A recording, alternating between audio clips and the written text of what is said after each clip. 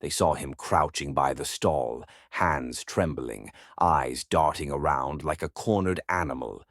No one knew he was simply a starving child, driven by desperation. By the time the mob formed, fear and fury already glinted in their eyes, a recipe for disaster. And at the center of it all, Tunde stood helpless, clutching a handful of garri that could cost him his life. Lagos wore its familiar mask of chaos that sweltering afternoon.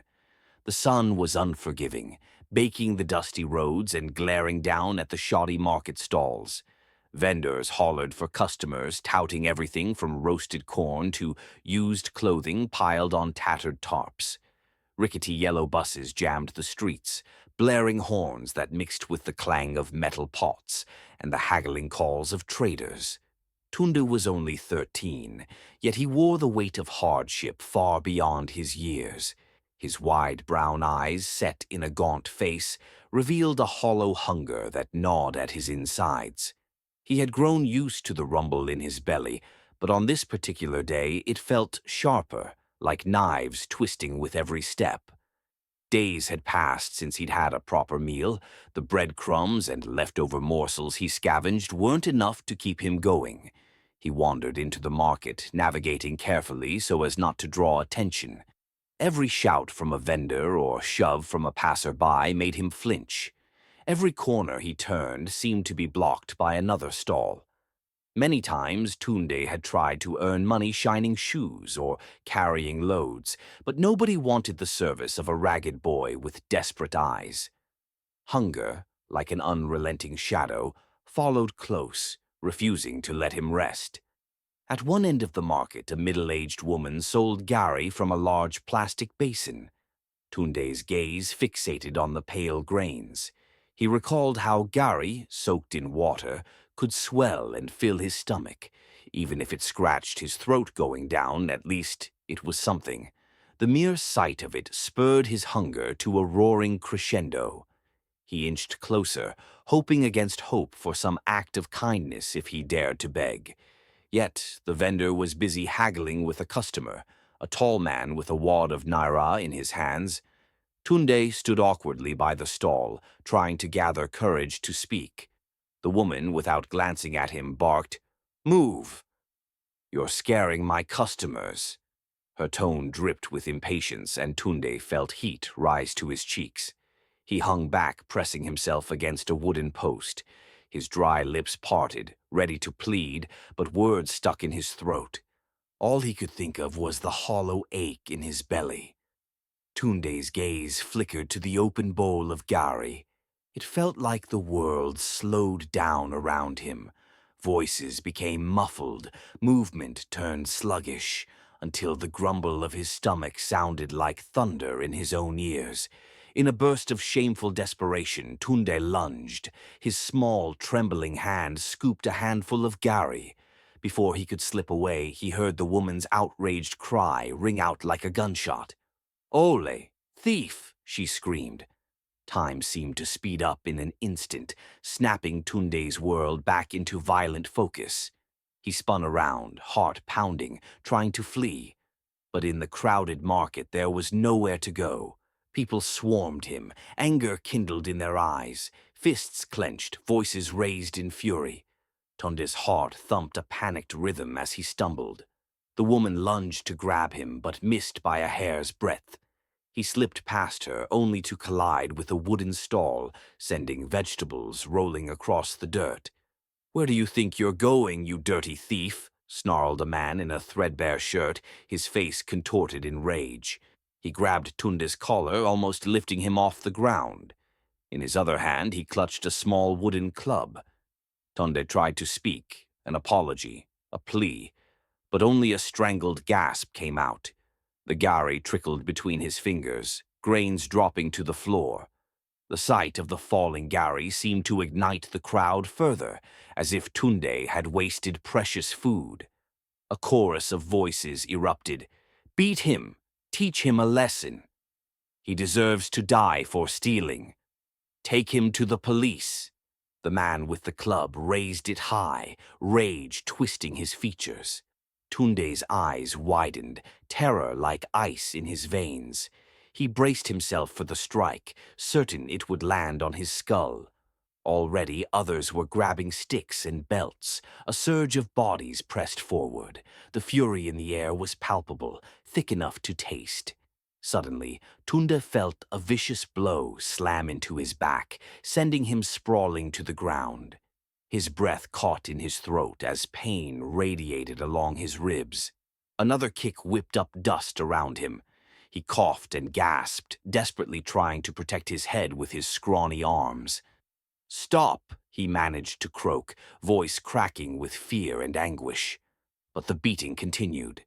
His vision blurred with tears, and with each breath came a ragged sob. The crowd was deaf to his pleas. They saw only a thief, not a starving boy. As the wooden club once again lifted to strike, a voice cut through the chaos with surprising force. "Enough!" it shouted. The man holding the club paused mid-swing, startled. Heads turned toward the source of the commanding voice. Standing there was a sturdy woman named Aisha, a teacher on her way home from a nearby school. She wore a simple Ankara gown and carried a stack of exercise books under one arm. Her eyes flashed with resolve, and behind that anger was a deep well of compassion. She stepped into the mob, placing herself between Tunde and his attackers. "He is just a child," Aisha cried, her voice trembling with suppressed fury. She glared at the man with the club until he lowered it. Then her gaze swept across the bystanders who still held makeshift weapons. "What if this were your son?" she challenged. "Yes, he stole, but can't you see he's starving?" There was a collective hush. Some looked away in guilt, fists unclenching. Others shifted uncomfortably, their eyes darting from Aisha to the trembling boy on the ground. The garri vendor, panting from her earlier outrage, pressed her lips into a thin line. She still looked furious, but something in her gaze flickered, an echo of empathy she tried to suppress. After all, it was her goods that had been taken. Yet even she recognized the desperation in Tunde's eyes. An unexpected act of mercy. Aisha knelt by Tunde, placing a gentle hand on his shoulder. "Are you hurt?" she asked, voice soft. Tunde could only manage a nod, tears still streaking his dusty cheeks. Behind them, the crowd began to disperse in uneasy murmurs. "We overreacted. The boy is just hungry. But he still stole." The tension hung in the air, slowly dissipating like the final notes of a discordant melody. Aisha carefully helped Tunde to his feet. He winced, leaning on her for support, his breaths coming in ragged gasps. From the corner of her eye, Aisha saw the garri vendor step forward with a small plastic bag. With a begrudging sigh, the vendor poured some garri inside and held it out. "Here," she said gruffly, thrusting the bag into Tunde's trembling hands. He clutched it to his chest, tears welling anew, this time with a mixture of relief and shame. The woman shook her head. "I can't let him starve," she muttered, as if trying to convince herself that compassion was necessary. Aisha guided Tunde away from the market. Each step he took felt like knives stabbing his bruised ribs. He glanced over his shoulder at the place where he had nearly lost his life. A swirl of conflicting emotions coursed through him, fear, shame, and an odd sense of relief that he was still breathing. They found a small bench under the shade of a mango tree where Tunde slumped, biting back tears. Aisha retrieved a bottle of water from her bag and handed it to him. He swallowed gratefully, wincing at the lumps in his throat. The world around them buzzed with normalcy again, drivers honking, passers-by laughing, vendors hawking their wares. For Tunde, though, nothing felt normal. He realized how close he had come to death. The memory of angry faces, of raised weapons, still made his heart pound. Aisha placed a sympathetic hand on his shoulder. "What's your name?" she asked gently. "Tunde," he whispered, eyes downcast. She nodded, silence filling the space. A group of curious onlookers stood at a respectful distance. Some murmured regrets about the near tragedy, shaking their heads at how easily a hungry child could have been lost to mob justice. Others simply drifted away, returning to the humdrum tasks of the day. Eventually, Aisha spoke again, her voice thoughtful. "You shouldn't have to steal to survive. Would you let me help you, Tunde?" Her question rang with genuine concern, offering him the kindness he had been starved of, just as severely as he'd been starved of food. Tunde lifted his eyes.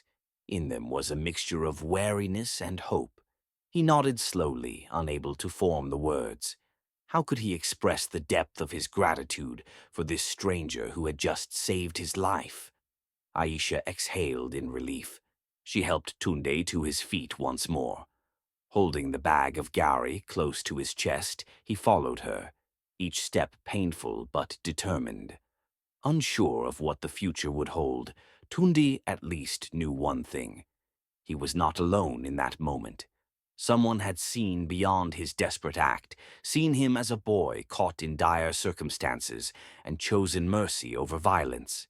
And as the sun began to dip below the Lagos skyline, Tunde clutched his small portion of garri in one hand, Aisha's supportive arm in the other, and let himself believe, if only a little, in the possibility of a better tomorrow.